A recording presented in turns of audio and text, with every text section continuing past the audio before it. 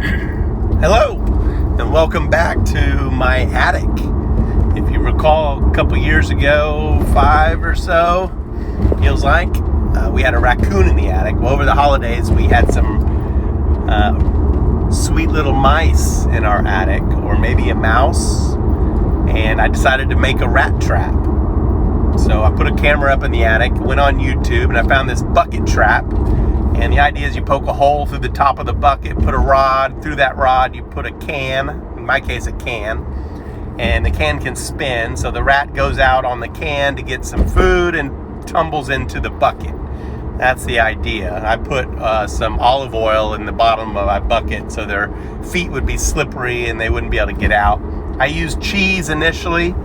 Unfortunately, you'll see here, I didn't anticipate the aerial attack by the rats, and I didn't foresee what good climbers they were, so they were able to pick me clean from above. So I removed the bucket. Plan B, instead of cheese, I used peanut butter smeared on the can, put it back up there, and in the YouTube videos, they're these little field mice, so they're tiny, so they have to go out on the can to get the peanut butter or the food.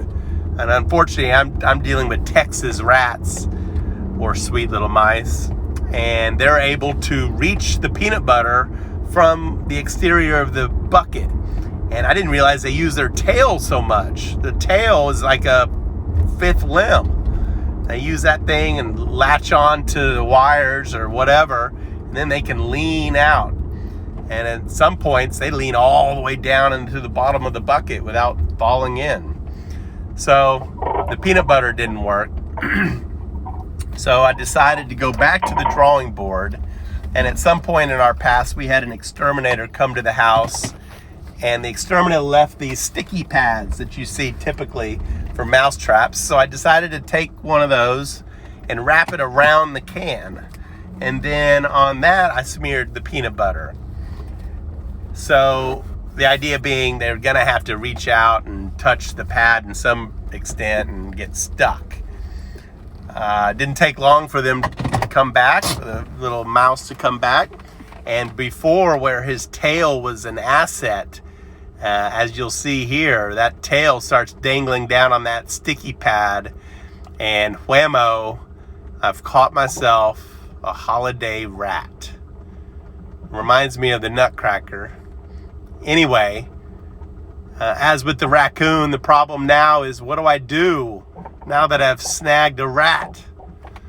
So you'll have to stay tuned to see what happens to this poor little critter stuck in my attic over the holidays. Happy New Year, everyone.